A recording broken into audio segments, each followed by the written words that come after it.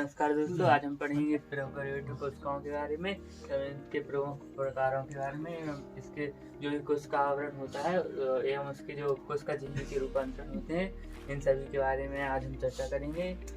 जो प्रोकैरियोटिक कोशिकाएं होती हैं जो मुख्यतः 3 प्रकार की होती हैं। जीवाणु होते हैं, 3 प्रकार के जीवों में पाई जाती हैं। जीवाणु है, नीलहरी शैवाल है,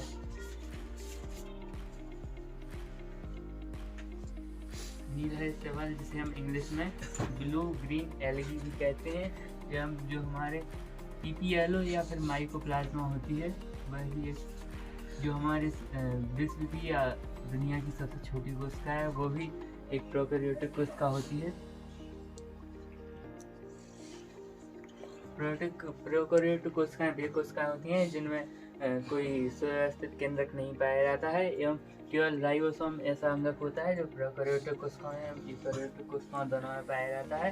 और यह मुख्यतः 3 प्रकार की जीवों में पाई जाती है। जो सभी जीवाणु होते हैं उनमें नीलहरी शैवाल, जो हमारे नीलहरी शैवाल होते हैं उनमें माइकोप्लाज्मा ये एक समूह के अंतर्गत आते हैं जिसे हम पीपीएलओ कहते हैं। पीपीएलओ बीजीव होते हैं। पीपीएलओ जिनकी आकृति तो समान होती है, जिनकी आकृति निश्चित नहीं होती है, पर एक वे प्रोकैरियोटिक जीव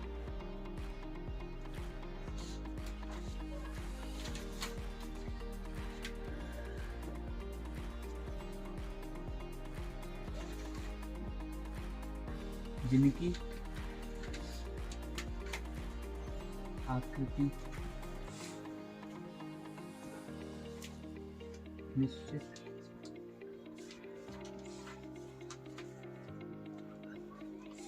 नहीं है।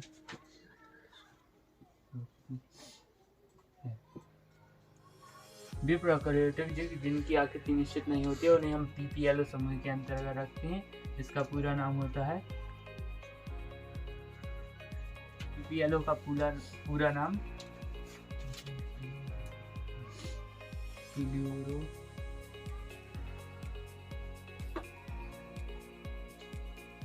निमोनिया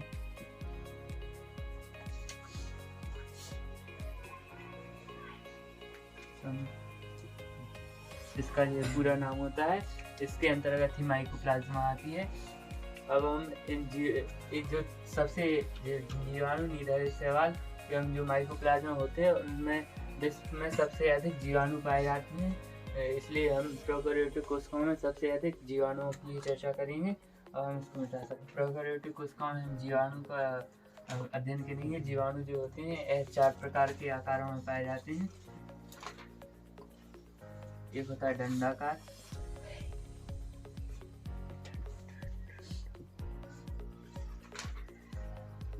इसे हम बेसिलस भी कहते हैं।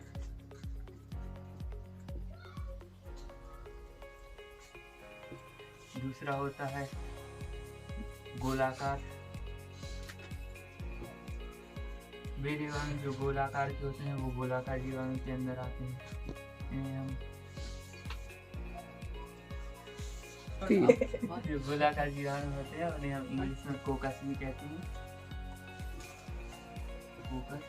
और तीसरे होते हैं कोशाकार,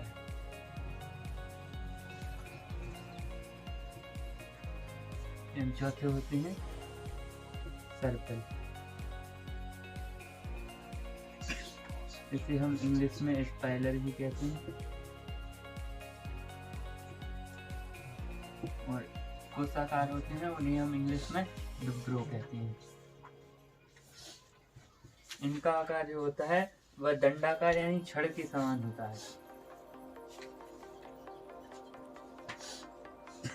इस आकार के जो जीवाणु होंगे वह बेसिलस में आएंगे, और जो गोलाकार होते हैं वह गोलाकार के होते हैं। और जो कोशाकार होते हैं, आपने कॉमा देखा होगा, उस कॉमे के आकार के जो डुब्रो होते हैं। जैसे आप कोई भी अक्षर लिखते समय कॉमा बनाते हैं, उसी आकार के जो कोशाकार होते हैं एवं जो सर्पिल आकार होते हैं वह सांप की आकृति के समान होते हैं।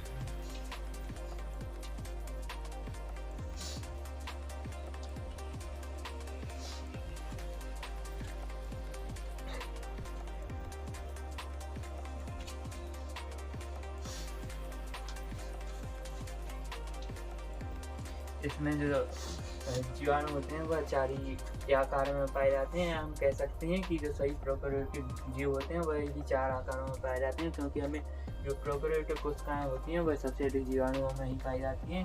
इसके अतिरिक्त इन सभी में के ऊपर कोशिका भित्ति पाई जाती है। सभी प्रोकैरियोटिक कोशिकाओं में कोशिका भित्ति पाई जाती है, केवल माइकोप्लाज्मा को छोड़कर।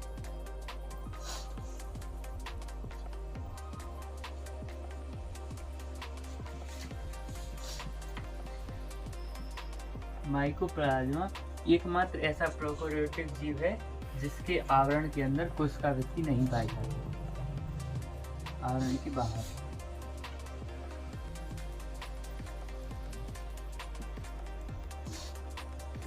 कोशिका भित्ति नहीं पाई जाती। माइकोप्लाज्मा में कोशिका भित्ति नहीं पाई जाती है। जो कोशिका भित्ति होती है वह किसी भी जीव के आकार को बनाने के लिए आवश्यक होती है। इस प्रकार से जो माइकोप्लाज्मा का आकार होता है वह अनिश्चित होता है।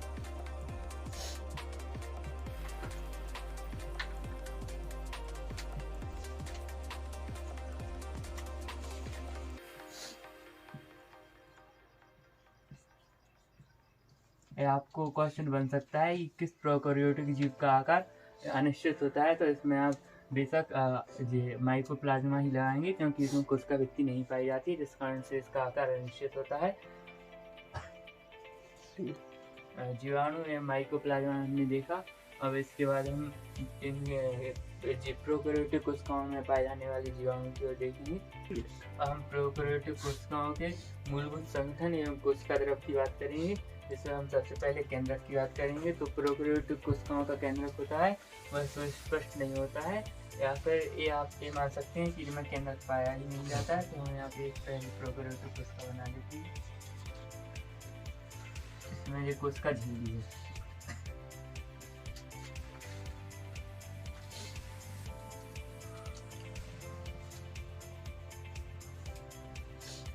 इस कोशिका झिल्ली के ऊपर कोशिका भित्ति पाई जाती है।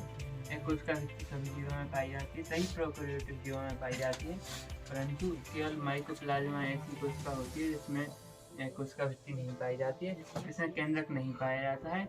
इस कारण से जो हमारा आनुवंशिक पदार्थ डीएनए होता है वह जो यूकैरियोटिक जीव होते हैं उनमें सभी में जो हमारा आनुवंशिक पदार्थ डीएनए होता है वह केंद्रक नहीं पाया जाता है, जो द्विगुणित होता है, परंतु इसमें केंद्रक नहीं होता है। इस कारण से हमारा जो आनुवंशिक पदार्थ डीएनए होता है वह कोशिका के किसी भाग में एक गोलाकार के रूप में उपस्थित हो जाता है, जिसे हम जीनोमिक डीएनए कहते हैं।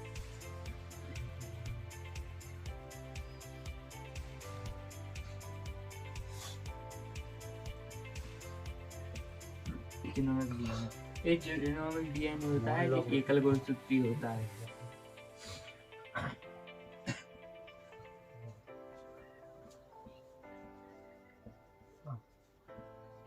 एकल गुणसूत्र होता है एवं ये जो होता है इसमें हिस्टोन प्रोटीन नहीं पाया जाता है, क्योंकि जो मानव का प्रोटीन होता है उसमें मानव का जो डीएनए होता है वह हिस्टोन के ऊपर बढ़कर कुंडलित संरचना बनाता है। एवं जो प्रोकैरियोटिक कोशिकाओं का डीएनए होता है एक गोलाकार के रूप में होता है, एकल गुणसूत्रीय होता है, द्विकुंडलित नहीं होता है, क्योंकि इसमें हिस्टोन प्रोटीन नहीं पाया जाता है, जिस कारण से उसके ऊपर नहीं लिपट पाता है। और इसकी लंबाई जो होती है 1.1 मीटर होती है। और जबकि जो मनुष्य में पाया जाता है डीएनए, हम इधर लिख देते हैं,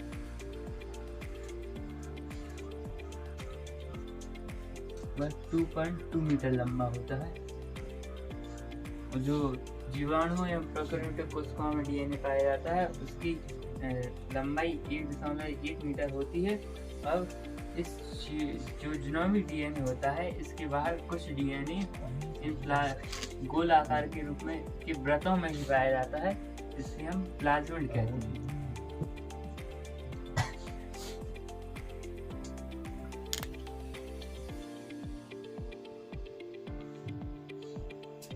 प्लाज्मिड होते हैं, यह विभिन्न प्रकार के कार्य करते हैं, जैसे जीवों में समलक्षणों को बताते हैं।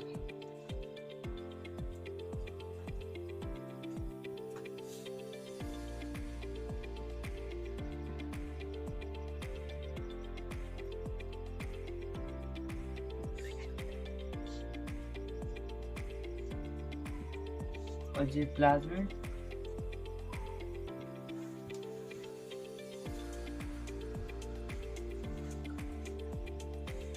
होते हैं, ये जीवों के विशिष्ट समलक्षण बताते हैं।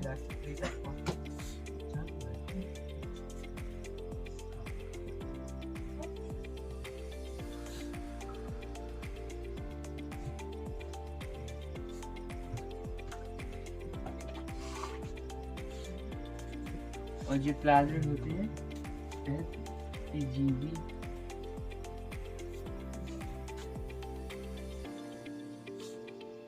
के प्रतिरोधी होते हैं।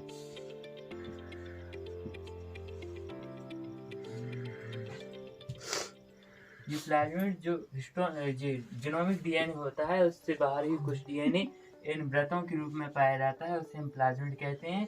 ये प्लाज्मिड दो कार्य करते हैं, जैसे विशिष्ट समलक्षणों को बताते हैं, यानी जीवों में जो दो एक समान लक्षण होते हैं जो विशिष्ट होते हैं, जो किन्हीं अन्य जीवों में नहीं पाए जाते हैं, वह प्लाज्मिड के कारण ही होते हैं। एवं जो दूसरा इसका कार्य है वो होता है प्रतिजैवी के प्रतिरोधी के रूप में। इसका अर्थ है कि जो हमारा जीन होता है, अगर उसमें प्लाज्मिड जो होते हैं वह किसी और हम एंटीबायोटिक देते हैं, अगर उसमें किसी जीवाणु में उस एंटीबायोटिक का प्रतिजैवी इस कोशिका के इस प्लाज्मिड के डीएनए के जीन में उपस्थित होगा तो वह उस एंटीबायोटिक से नहीं मरेगा, वह जीवाणु इस एंटीबायोटिक से नहीं मरेगा। और जो अगर वह उपस्थित नहीं होगा तो हम अगर उसका एंटीबायोटिक इसे दे देंगे तो जीवाणु मर जाएगा। प्रतिजैवी का अर्थ आपको शायद समझ में आ चुका होगा। और जो हमारा जीनोमिक डीएनए होता है जो प्रोकैरियोटिक कोशिकाओं में पाया जाता है वह नग्न होता है। नग्न इसलिए होता है क्योंकि इसमें हिस्टोन प्रोटीन नहीं पाया जाता है।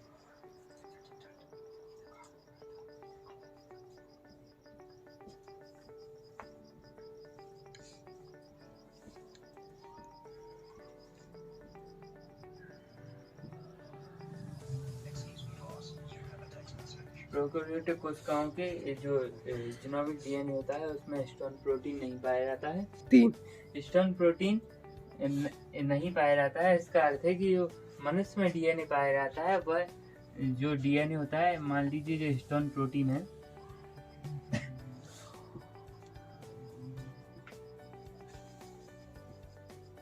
तो हिस्टोन प्रोटीन के ऊपर जो डीएनए कुंडलित होता है, एक बार यहाँ से चला गया, एक बार यहाँ से चला गया, एक बार यहाँ से, ऐसा कुंडलित होकर उसी के ऊपर जमा हो जाता है, जिससे 2.2 मीटर का होता है, इतना बड़ा हो जाता है। इसमें हिस्टोन प्रोटीन नहीं पाया जाता है, इस कारण से इसे हम जीनोमिक डीएनए कहते हैं। हम जो जीनोमिक डीएनए होता है वह कोई झिल्ली से परिबद्ध नहीं होता है, एक गोलाकार के रूप में ऐसे ही खुलेआम पाया जाता है कोशिका द्रव में। कोशिका द्रव होगा यहाँ पे, इसमें पाया जाता है। ये प्लाज्मिड होते हैं, ये विशिष्ट समलक्षणों को बताते हैं, प्रतिजैवी के प्रतिरोधी होते हैं। प्रोकैरियोटिक में जो अन्नंगक होते हैं जैसे राइबोसोम होता है वो यहाँ पे पाया जाता है, झिल्ली से सटकर कहीं भी हो सकता है, लेकिन कोशिका झिल्ली के पास ही पाया जाता है। इसमें कुछ एक टीआरएनए पाया जाता है, एमआरएनए बोलते हैं एमआरएनए। इसके ऊपर जो राइबोसोम पाए जाते हैं, जैसे हम एमआरएनए को हम मैसेंजर आरएनए या फिर जो कोई संदेश को ले जाए संदेशवाहक आरएनए भी कहते हैं। अब इसमें जो कोशिका झिल्ली होती है कहीं कहीं मुड़कर विभिन्न प्रकार की अंतर्वलन बना लेती है, जैसे पुट्ट का आकार भी हो सकता है, नल का आकार भी हो सकता है, कहीं से भी टूटकर ऐसे आवरण बना देती है, या फिर अंतर्वलन यानी अंदर की ओर मुड़ जाती है, जिससे हम मीजोसोम कहते हैं। वो विभिन्न आकार के पाए जाते हैं।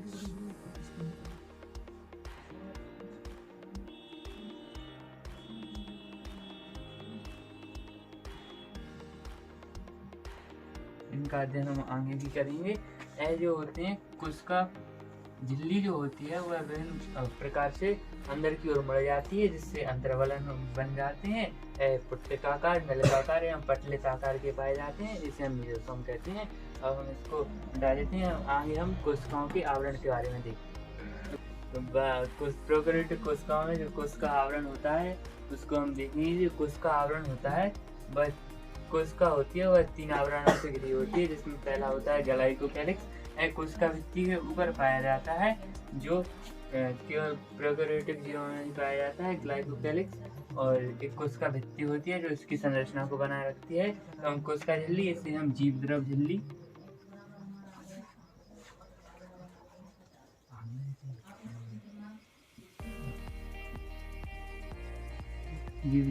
भी कहते हैं, इसे हम प्लाज्मा झिल्ली भी कहते हैं। अब जो ग्लाइकोकैलिक्स होती है एक कोशिका की सबसे बाहरी परत होती है।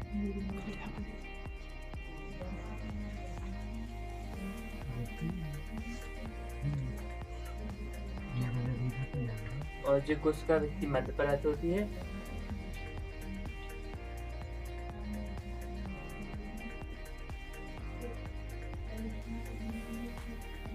और जो कोशिका झिल्ली होती है अंदर वाली परत होती है।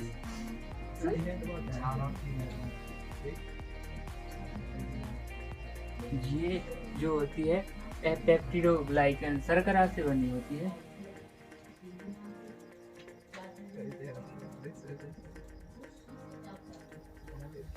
जो हमारे विभिन्न प्रकार के कार्बोहाइड्रेट्स होते हैं वही इसका निर्माण करते हैं। और जो ग्लाइकोकैलिक्स होती है असंक्रमणशील संरचना होती है।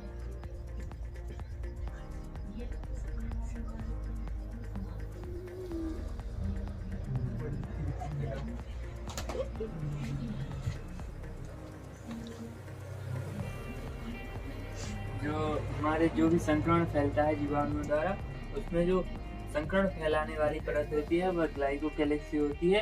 केवल यही जो झिल्ली होती है वही संक्रमित होती है, यही आवरण केवल संक्रमित होता है। इसमें जो कोशिका भित्ति होती है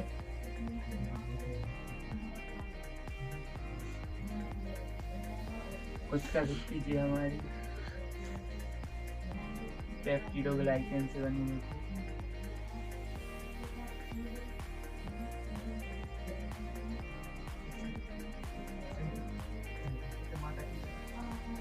पेप्टिडोग्लाइकन से बनी होती है। इसमें जो ग्लाइकोकैलिक्स होती है वह 2 प्रकार की होती है, ढीली भी होती है एवं कहीं कहीं मोटी एवं कठोर रूप में पाई जाती है। इसके आधार पर ग्लाइकोकैलिक्स के मिलने के आधार पर प्रोकैरियोटिक कोशिकाओं को 2 भागों में बांटा जाता है। इसे हम 2 भागों में बांट देते हैं, ढीली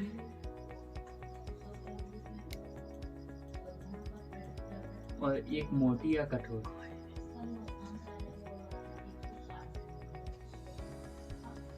जिन जीवों में ये ढीली पाई जाती है या फिर जो ढीली होती है, जहाँ पे ये ढीली होती है उसे हम कहते हैं अपंग परत।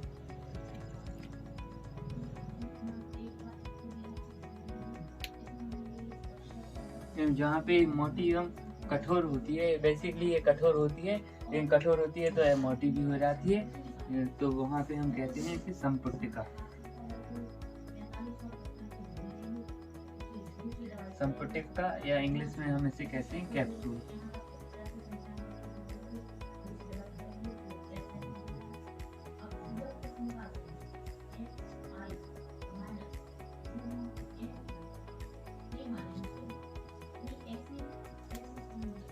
जो हमारी कोशिका भित्ति होती है वह पेप्टिडोग्लाइकन से बनी होती है। इसके आधार पर जीवों को 2 भागों में विभाजित किया जाता है। जो पहले होते हैं वो होते हैं ग्राम धनात्मक, और जो दूसरे होते हैं वो होते हैं ग्राम ऋणात्मक। इसके लिए हम जो ग्राम ऋणात्मक होते हैं ऋणात्मक होते हैं। और इसके बाद जो होती है कोशिका भित्ति होती है वह कोशिका को हटने से बचाती है।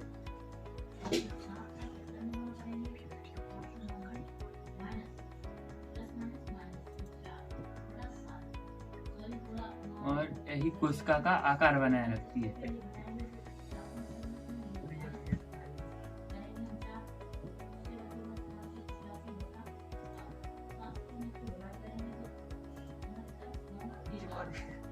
कोशिका का आकार बनाए रखने के लिए कोशिका भित्ति आवश्यक होती है। इसके आधार पर जीव या कोशिका भित्ति की उपलब्धता के आधार पर जीव दो प्रकार के होते हैं। कोशिकाएं दो प्रकार की होती हैं। पहली होती है ग्राम धनात्मक, इसे हम ग्राम पॉजिटिव कह देते हैं, ग्राम ऋणात्मक। ग्राम पॉजिटिव एवं ग्राम नेगेटिव के फंडे को हम यहाँ पे देखेंगे।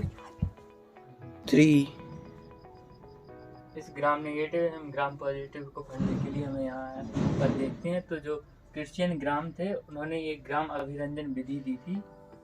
इसमें उन्होंने दो प्रकार के जीवाणु लिए थे, दो भिन्न भिन्न प्रकार के जीवाणु लिए। मान लीजिए एक प्रकार के जीवाणु तथा ये दूसरे प्रकार के जीवाणु। तो जो क्रिस्टल वॉयलेट डाई थी इस ग्राम अभिरंजन विधि में, उन्होंने एक डाई ली थी। डाई वह होती है जो कलर को चढ़ा देती है किसी भी जीव पर। जैसे हम बालों को कलर करने के लिए डाई का प्रयोग करते हैं, उसी प्रकार उन्होंने अपनी विधि में क्रिस्टल वॉयलेट डाई का प्रयोग किया था।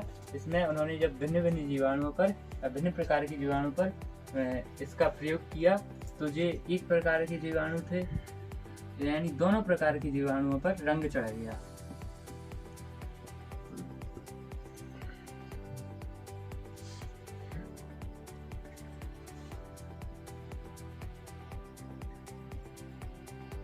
इस पे भी रंग आ गया।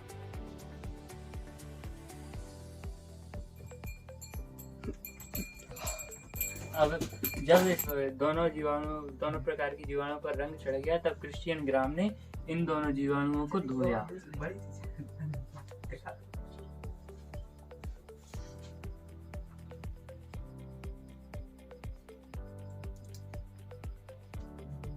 सबसे पहले उन्होंने इसे जल से धोया, फिर एल्कोहल से धोया।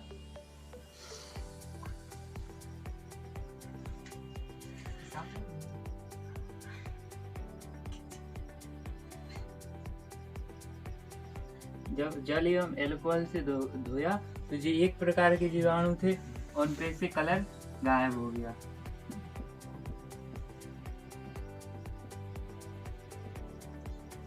एवं जो एक प्रकार के जीवाणु थे उन पे से रंग गायब नहीं हुआ, रंग चढ़ा रह गया। तो इसने इस विधि के आधार पर इन्हें नाम दिया ग्राम धनात्मक,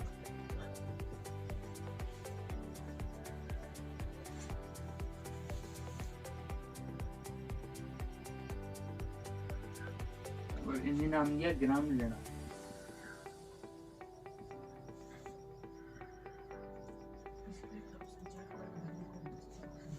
ये रंग गायब होने का या नहीं होने का एक ही कारण था, क्योंकि जो इनकी कोशिका भित्ति होती है इन जीवाणुओं की, तो एक में लिपिड का स्तर ज्यादा था जिस कारण से उसका रंग गायब हो गया था, एवं एक में लिपिड का स्तर कम था जिस कारण से उनका रंग बना रहता है।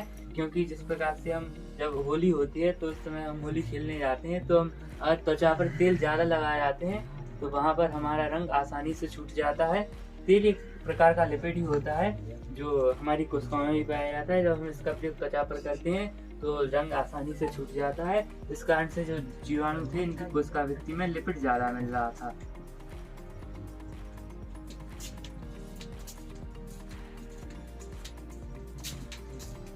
और ये जो जीवाणु थे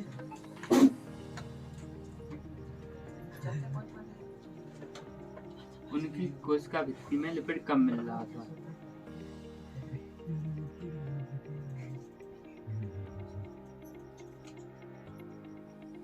लिपिड का स्तर कम होने की वजह से जो रंग था वह चढ़ा रह गया, इसमें लिपिड का स्तर ज्यादा था जिस कारण से धोने पर यह आसानी से छूट गया। इसलिए इन्होंने इसे ग्राम ऋणात्मक, इसलिए इसे ग्राम धनात्मक का नाम दिया। यह आप समझ गए होंगे कि किस कारण से यह ग्राम ऋणात्मक एवं ग्राम धनात्मक थे। अब हमने ग्राम धनात्मक एवं ग्राम ऋणात्मक को समझ लिया है। हम अंदर की परत जीव द्रव झिल्ली के बारे में देखते हैं। यह सबसे अंदर की परत होती है जो कोशिका का उसके अंदर एवं बाहर संपर्क बनाए रखती है, क्योंकि यही जो एक परत होती है जो कोशिका द्रव के साथ जुड़ी रहती है। कोशिका द्रव तथा बाहर के साथ संपर्क, कोशिका का संपर्क बनाए रखती है। और यह जो कोशिका झिल्ली होती है वह अर्धपारगम होती है।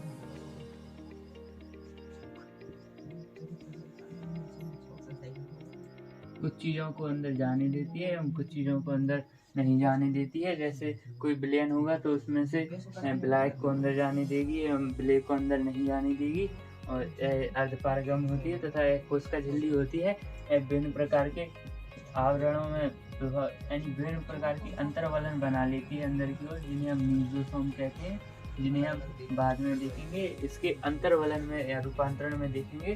तो अब हम इसे एक बार और रिपीट कर देते हैं। जैसे कोशिका के आवरण होते हैं वह दो प्रकार के होते हैं, एक ग्लाइकोकैलिक्स होता है। तीन प्रकार के होते हैं, ग्लाइकोकैलिक्स, कोशिका भित्ति तथा कोशिका झिल्ली। सबसे बाहरी आवरण होता है, मध्य का आवरण होता है तथा अंदर की परत होती है। यह जो होती है कोशिका भित्ति वह पतली परत होती है, इन तीनों में से सबसे पतली होती है। एवं जो ग्लाइकोकैलिक्स होती है शर्करा से बनी होती है, संक्रमणशील संरचना होती है। जो भी जीवाणुओं के द्वारा संक्रमण फैलता है तो उसमें संक्रमणशील संरचना ग्लाइकोकैलिक्स होती है जो संक्रमण को फैलाती है।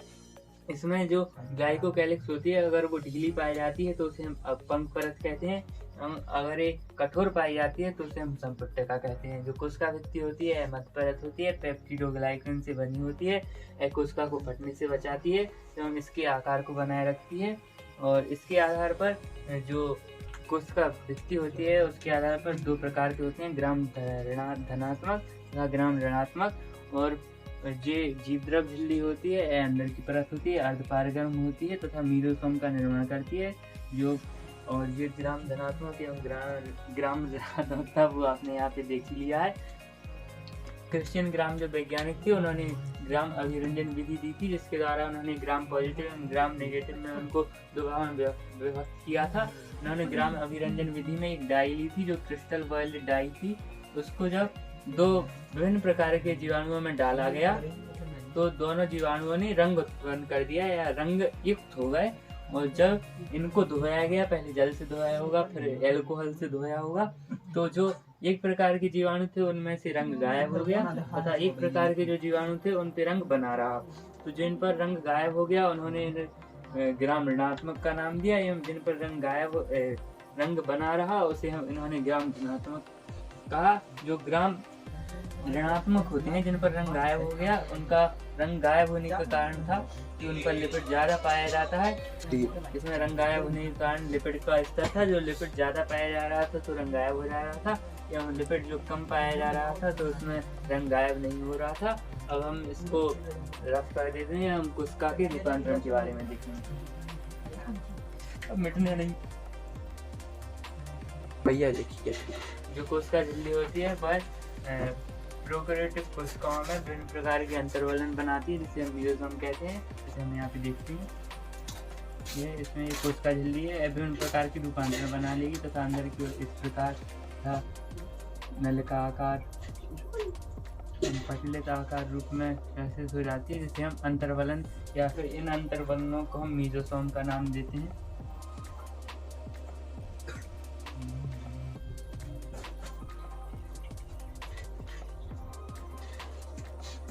ये जो मीजोसोम होते हैं यह तीन प्रकार के पाए जाते हैं। ऐसे है पट्टिका है, पटल नलिका है,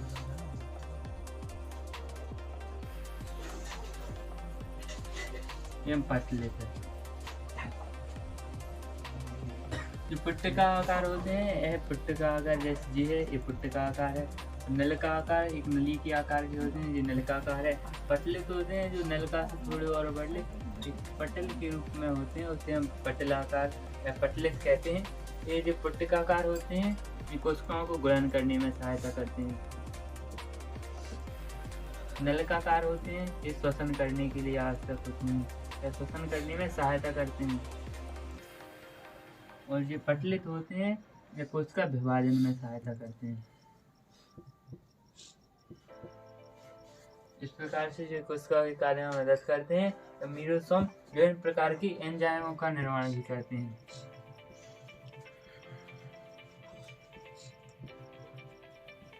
निर्माण एंजाइम निर्माण करते हैं एवं ये कोशिका भित्ति का पृष्ठ होता है उसे बढ़ाने के लिए बढ़ाने का कार्य भी करते हैं, क्योंकि इनके साथ कोशिका भित्ति भी मर जाती है, कहीं कहीं यहाँ पे मर जाएगी, जिससे कोशिका भित्ति के पृष्ठ को बढ़ा देते हैं। एवं ये स्त्रावी प्रक्रिया जैसे हमने मीजोसोम को देखा, अब हम कोशिका झिल्ली का हम इसमें वर्णकी लवक को देखते हैं। वर्णकी लवक होते हैं, एक कोशिका द्रव में एक झिल्लीमय संरचना बन जाती है। एक झिल्लीमय संरचना में कोशिका झिल्ली का कोई भाग नहीं होता है, एक कोशिका द्रव के अंदर ही बन जाती है और इसमें वर्णक पाए जाते हैं, इसे हम कहते हैं वर्णकी लवक।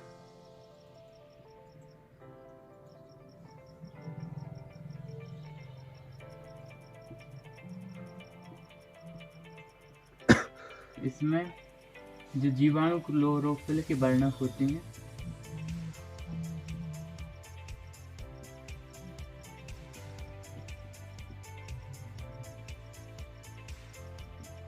या फिर इसे हम वर्णक भी कह सकते हैं, वो पाए जाते हैं। जो वर्णक होते हैं वह हरित प्रकाश संश्लेषण की क्रिया के लिए आवश्यक होते हैं, इसलिए जो वर्णक होते हैं वह इसमें प्रकाश संश्लेषी क्रिया को करने के लिए उत्तरदायी होते हैं। अब हम कोशिका पर पाए जाने वाले विभिन्न जो भित्ति के ऊपर पाए जाते हैं उनको देखते हैं। तो इसमें कभी कभी कोशिका भित्ति के ऊपर एक रोम के आकार की संरचना उत्पन्न हो जाती है, इसे हम रोम या प्लिन भी कहते हैं। जीवाणुओं के ऊपर पाई जाती है, जो एक जीवाणु को दूसरे जीवाणु से चिपकने में सहायता करती है।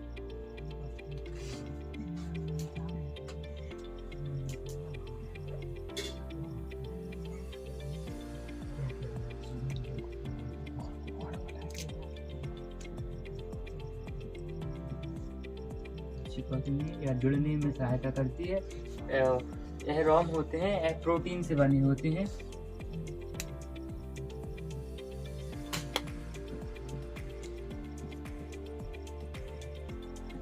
प्रोटीन से बने होते हैं जो दो जीवाणुओं को आपस में चिपकाते हैं या जुड़ने के लिए आवश्यक होते हैं। और इसमें जो कोशिका भित्ति होती है उस पर एक तंतु के समान संरचना पाई जाती है।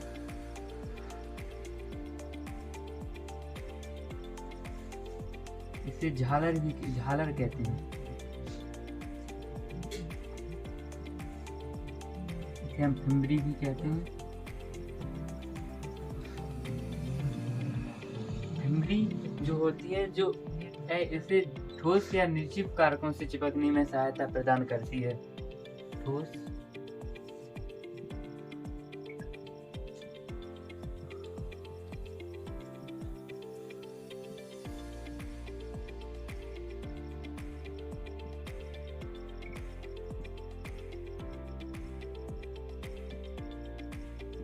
है किसी जीवाणु को ठोस, जैसे पत्थर होते हैं, विभिन्न प्रकार की चट्टानें होती हैं, उन्हें चिपकाने के लिए उत्तरदायी होती है, वो होती है झालर।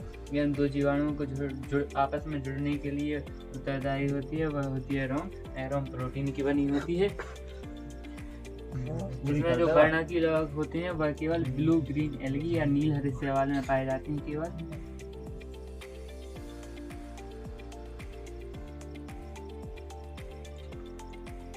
नील शैवाल वे जीव होते हैं जो शैवाल होते हुए भी प्रकाश संश्लेषी क्रिया करते हैं। सबसे पहले प्रकाश संश्लेषण क्रिया करने वाले जीव हैं जिन्होंने पृथ्वी पर प्रकाश संश्लेषण किया था। और अब हम कशाविका को देखेंगे, इसलिए हम इसको रख कर देते हैं।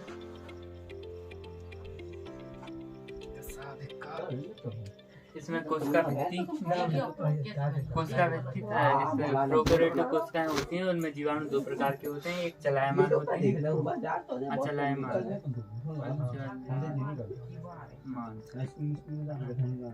और दूसरे होते हैं जो होते हैं चलायमान।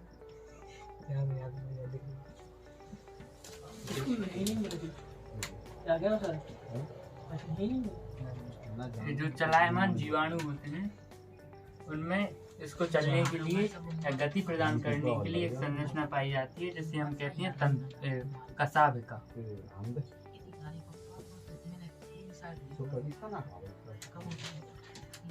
इस कसाविका का कार्य होता है जीवाणुओं को गति प्रदान करना। इसमें जो ऊपर का भाग होता है उसे कहते हैं हम तंतु, जो यहाँ पे होता है उसे कहते हैं अंकुश,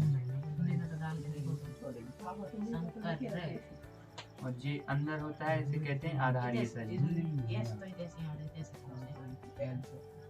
इसको हम बाहर इधर निकाल के देख लेते हैं, ऐसी संरचना होती है।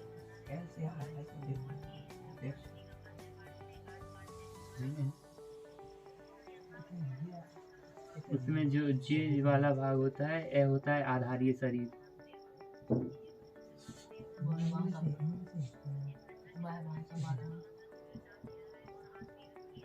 जे वाला होता है इतना इतना, जे होता है अंकुश। जे होता है तंतु। यह जो होती है हमारा कसाविका का चित्र है, यह जो जीवाणु को गति कराने के लिए आवश्यक होता है। 3 हमने कसाविका के बारे में देख लिया। ये कसाविका होती हैं पक्षमाप से बड़ी होती हैं। पक्षमाप जो एक संरचना होती है इससे बड़ी होती हैं। और अब हम इसको रफ कर देते हैं एवं इसमें राइबोसोम के बारे में देखेंगे।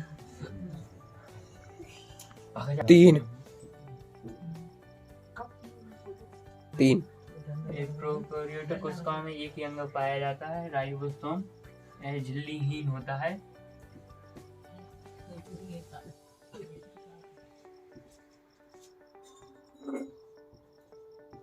राइबोसोम 15 से 20 नैनोमीटर का इसका आकार होता है। राइबोसोम प्रोटीन का निर्माण करने के लिए आवश्यक होता है, इसलिए इसे हम प्रोटीन की फैक्ट्री भी कहते हैं।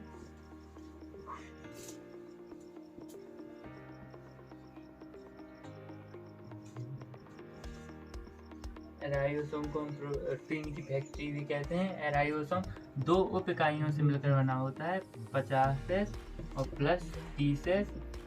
ये दोनों मिलकर 70S का राइबोसोम बनाती हैं।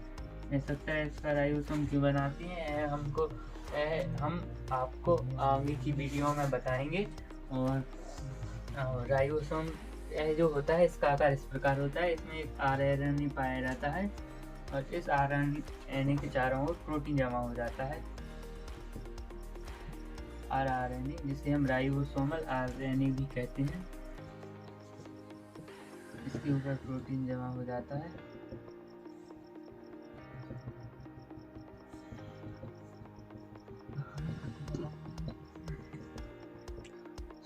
जिससे यह एक इस प्रकार की संरचना बना लेता है।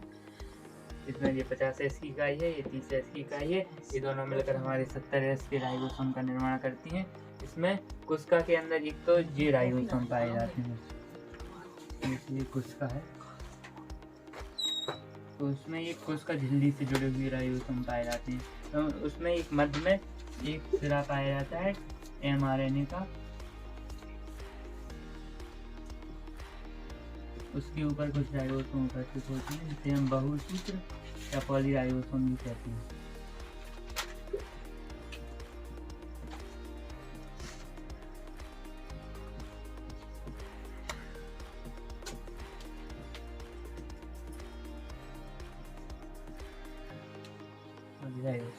अब हम आगे देखेंगे अंतर्विष्ट पिंड के बारे में, जो छोटा सा टॉपिक और बचा है हमारे प्रोकैरियोटिक कोशिकाओं में। 3 प्रोकैरियोटिक कोशिकाओं में कुछ अंतर्विष्ट भी पाए जाते हैं। जैसे जो हमारे बचे हुए कोशिका के जो भाग होते हैं, जैसे कणिकाएं हैं, फॉस्फेट कणिकाएं। फॉस्फेट होता है वह कणिकाओं के रूप में कोशिका में उपस्थित हो जाता है। ये जगह पे आके जुड़ जाती हैं, एक अंतर्विष्ट का निर्माण कर लेती हैं। इन्हें हम फॉस्फेट कणिकाएं भी कहते हैं।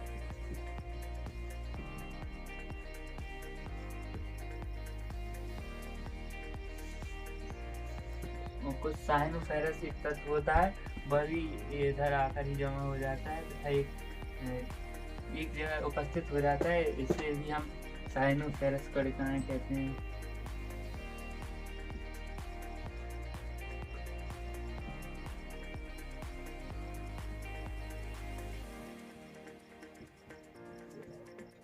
और हम कुछ जो गैसें होती हैं वह प्रोकैरियोटिक कोशिकाओं में एक रसधानी बना लेती हैं तथा उसमें उसके अंदर उसमें उपस्थित हो जाती हैं एवं यह केवल हरित,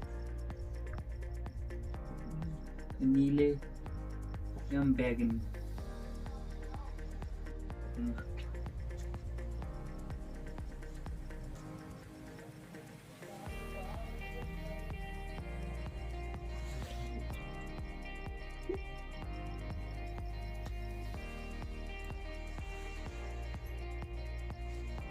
इसे हम रसधानी कहते हैं, गैस रसधानी।